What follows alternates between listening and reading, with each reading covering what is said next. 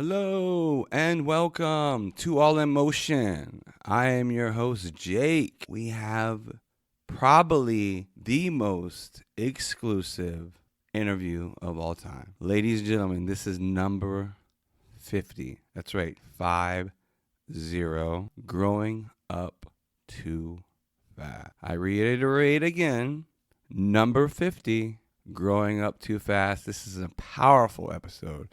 And I am very proud of our guest for going in and sharing some things that should be coming up on another episode too, and sharing some of the details. But no, this was a very powerful one. So without further ado, number 50, ladies and gentlemen, again, Malyssa Jackson.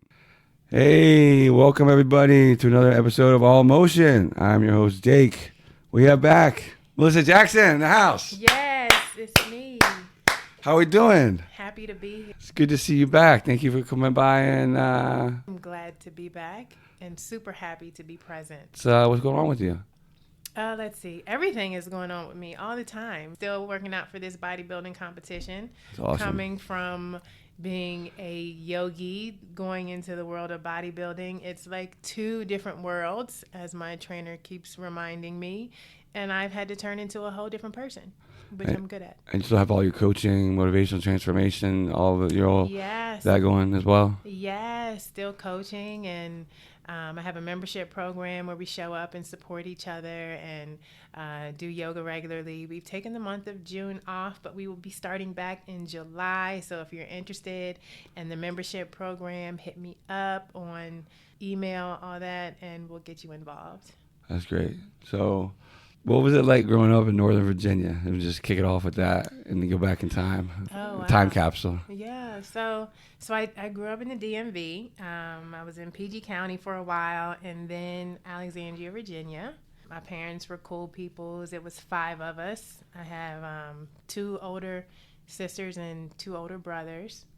It was unique experience. My parents were lawyers, which was different during that time. You know, we're talking the early 80s. 2 black, I had both of my parents, one, and they were both lawyers too.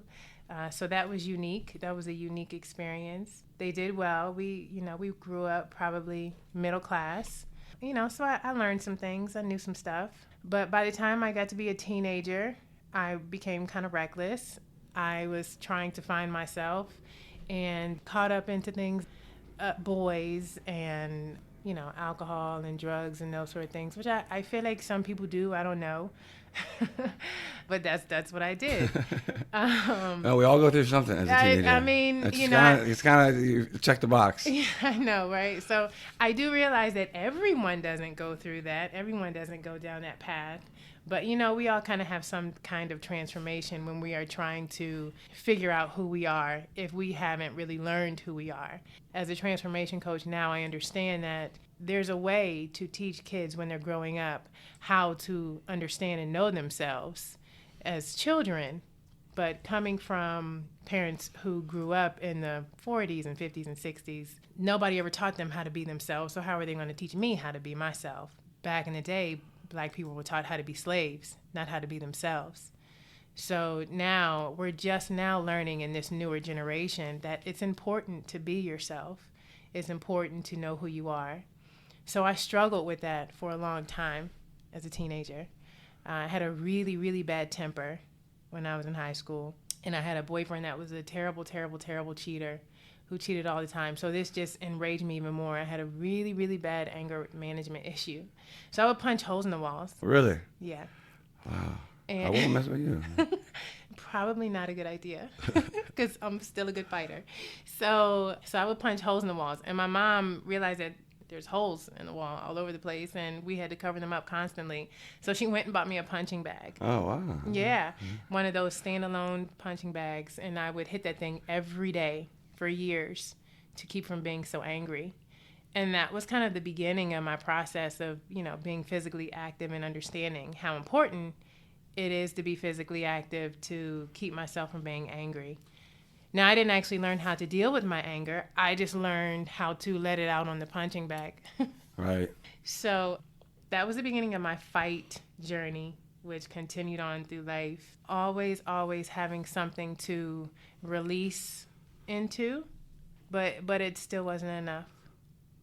By the time, I remember when I was younger, I was reckless at this time, my dad would say things to me like, you're not going to make it to 21. I was like, what do you mean? You're my dad. You're not supposed to tell me that. Right. Like, yeah, you're not going to make it to 21 years old. That was motivation, though. Yeah, well, I don't know. I continued to drink every day and and hang out with the wrong people and put myself in bad environments. And I got married. Actually, no. Let me be honest. I got knocked up. So you got pregnant at what age? I was about 20.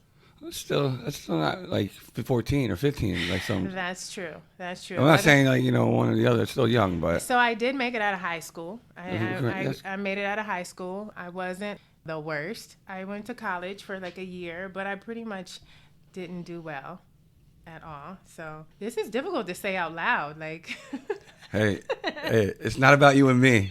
Just think about it. It's not about you and me, though. I know. I went to Hampton University, and I legit drank every single day. I had a real serious thing with Now, what alcohol. did the alcohol? Not to cut you off. I want to know, like, 'cause do you think just kind of numbed you? It definitely numbed me. Like I would drink all night, and then I'd wake up in the morning and take a shot, so I wouldn't have a hangover. You know what I mean? Like I legit drank, and this went on for years. All day, all night.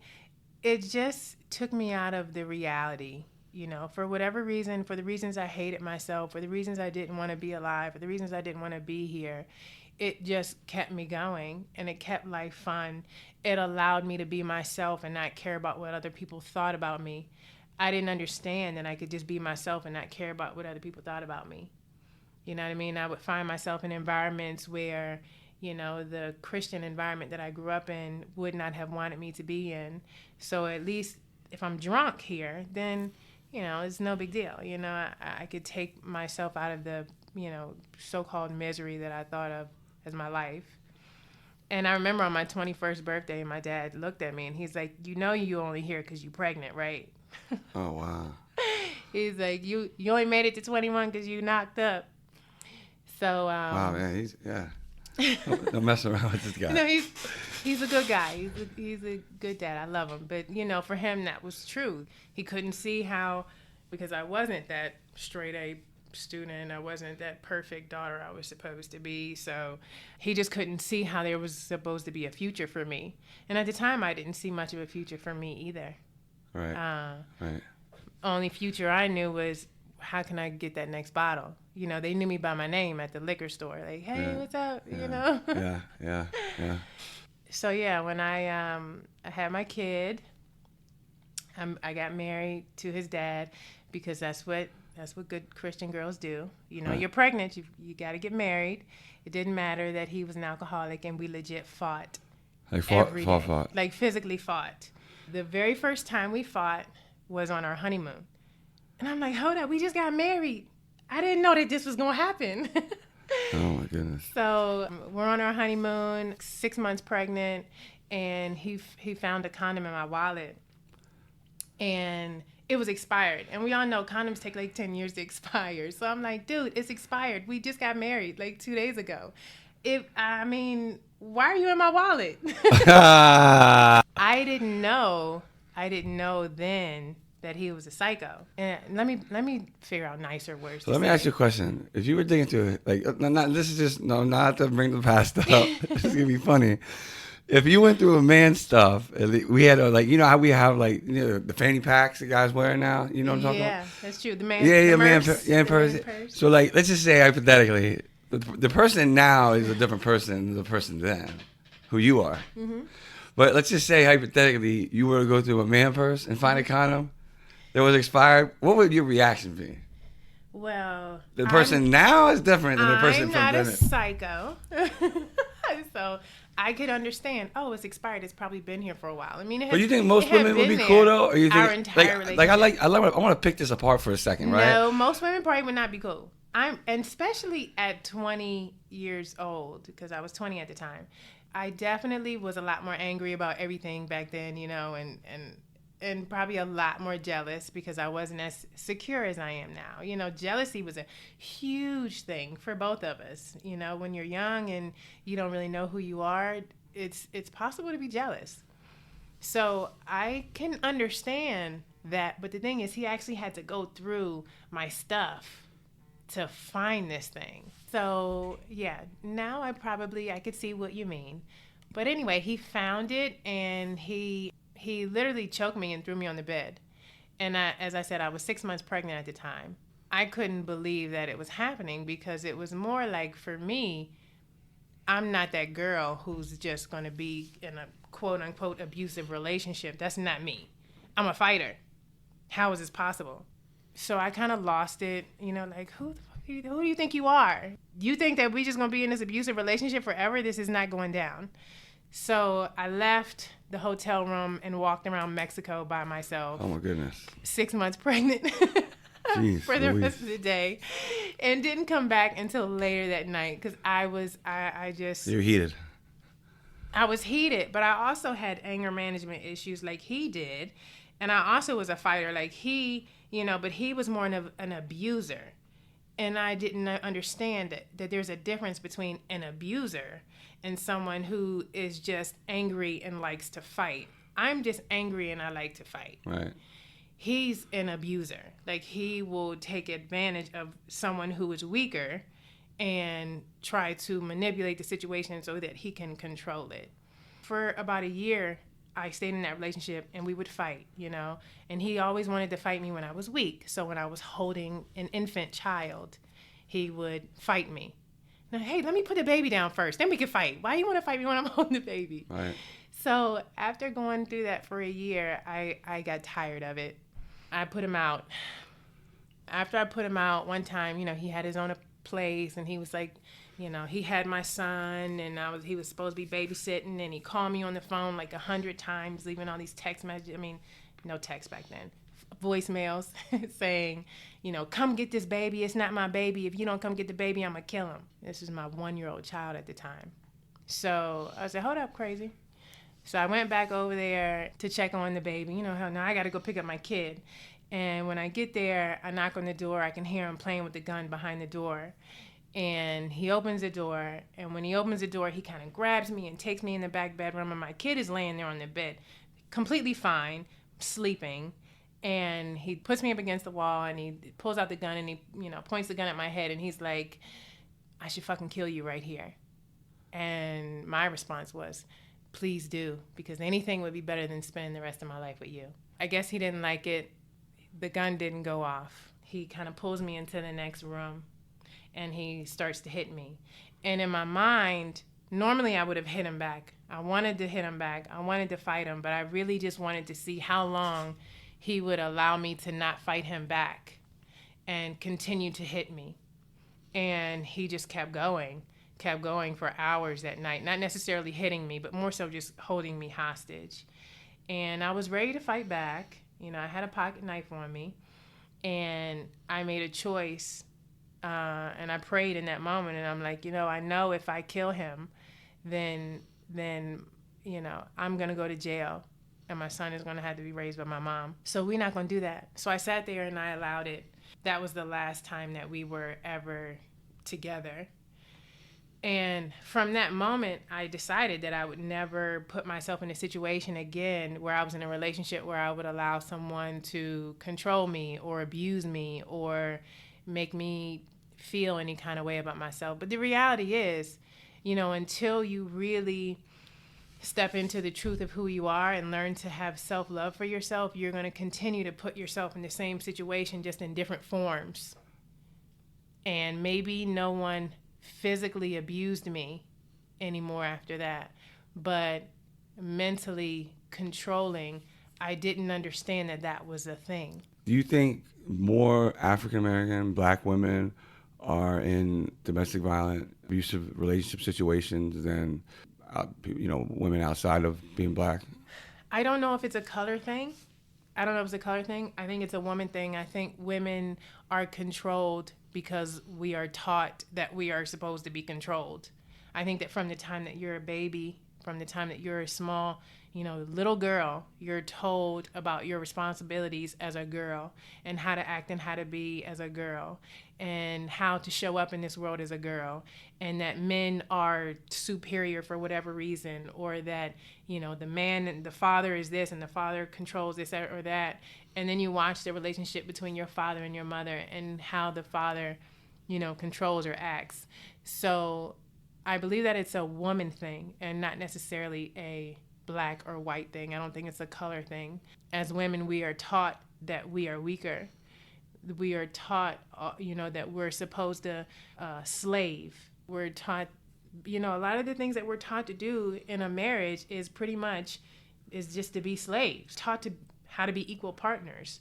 We're taught you come in, you do everything while he goes to work, and he comes home and he sits on his ass, and you do everything and you make sure that he's happy because he's the king.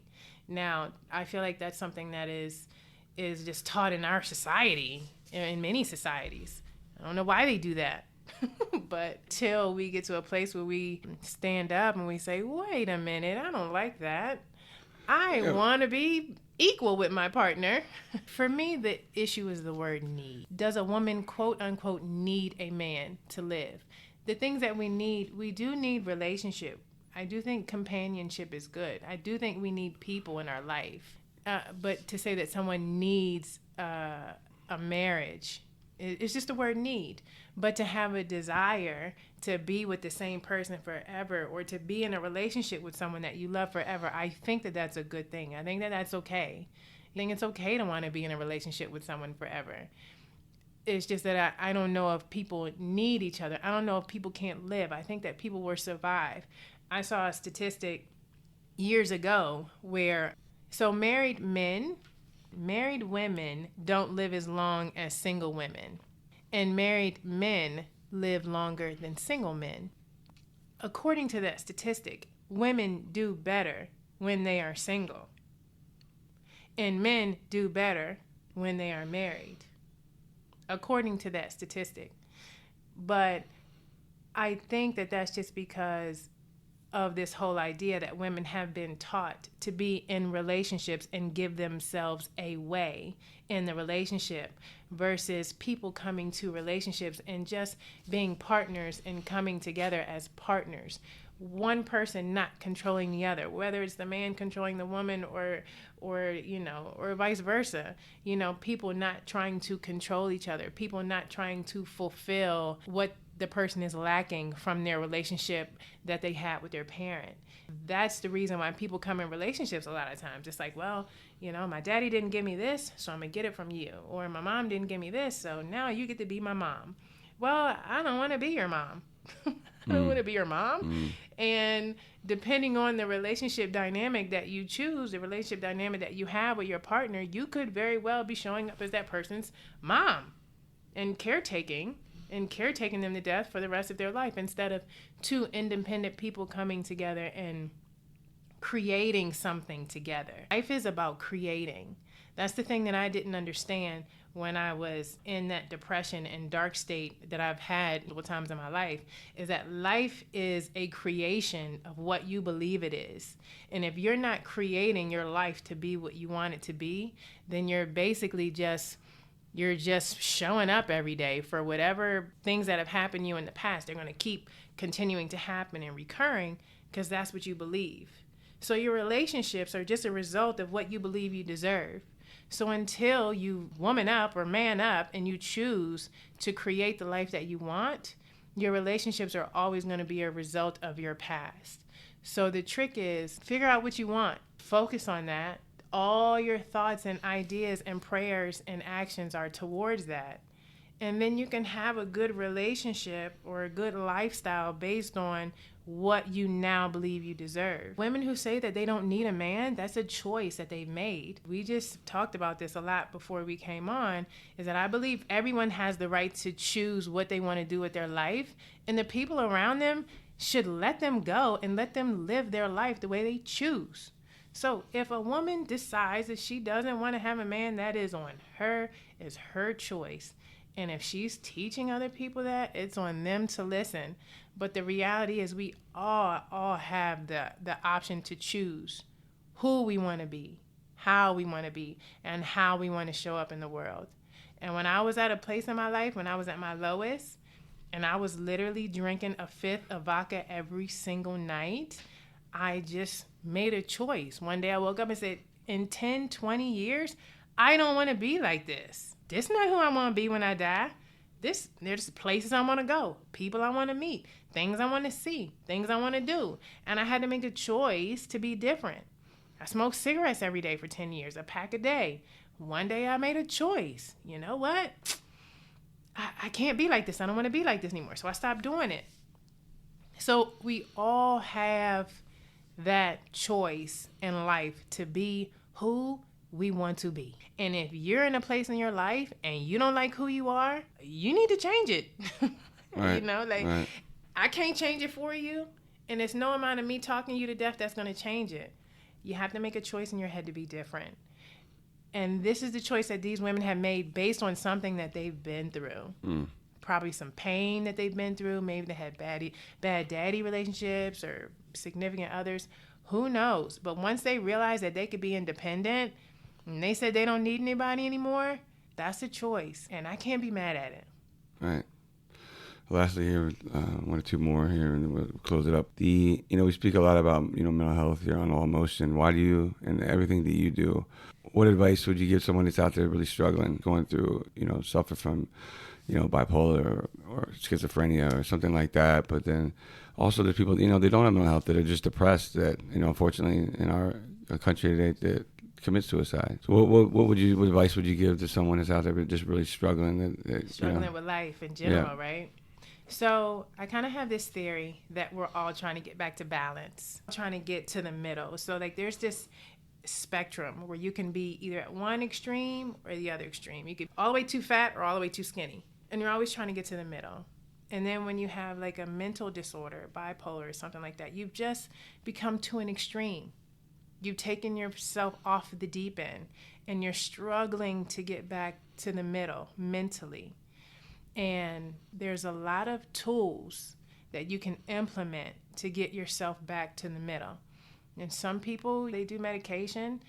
I don't really do medication, but there's natural medications, there's meditation, there's movement that you can do, work out every day. A lot of people start working out every day and they get rid of their depression. Like you release that serotonin and oxytocin, feel up good, natural. Exactly. Do things that make you feel good. If you're depressed, it's because you're focusing on everything that makes you feel like shit. I mean, that's true. That's all you think about. Yeah. So you have to start saying, what will make me happy? What do I want to do? What will bring a smile to my face? What brings me joy? And start focusing on those things that bring you joy. Because if you focus on what brings you pain, you will get more pain. And if you focus on what brings you joy, you will get more joy. And sometimes that is difficult once you get to a place of depression, severe depression. It's difficult to see things on the other side.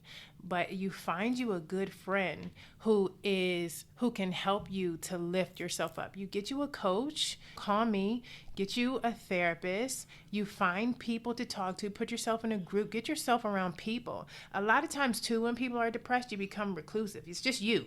It's you and the wall and the dark. And you're like, why do I feel this way? Because you need to be around people. Someone, something, do something that makes you happy. Do something to feel good. Have sex. It always makes me feel better. These kind of things, they just make you feel good. Like, for some reason, I know in some environments we're taught all these things that make us feel good are bad. Right. And I don't mean go do drugs all day, but if I want to feel good, then I'll just drink all day. But that's not really true. Drinking doesn't actually make you feel good all day. It numbs you. To keep you from feeling the pain. What you do is you find something that legit makes you feel good. You don't want to depend on anything, but that's why you have a wide range of things. Get you a hobby. All these things are good for mental health.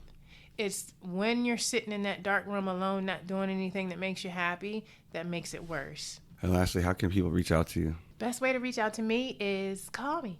So you can find me on Instagram. You can find me on Facebook. I have a website, MalyssaJackson.com, MalyssaJackson.com. Link tree too. Have people that are interested in your I services. got a link tree on, and that's on Instagram. It's on Facebook. Send me an email, MalyssaHJackson@gmail. But yeah, I'm here. I'm around.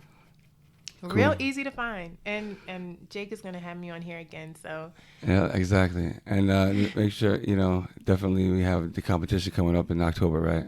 yes, the bodybuilding competition coming up. So I've been saying this lately. I don't know if it'll be the one in Miami in October. So I'm still trying to figure that out because I'm still here and I've been here for a while helping out my dad. Mm-hmm. So we'll see which one it is, but I'm still training for it. I'll update you with the exact competition when I'm figure out what that is. Right. Well, no, we appreciate your time and coming through, and look forward to speaking to you again soon. Yes, absolutely. Thank you. Take care. I love being here. All right. We love you too. Have a good one.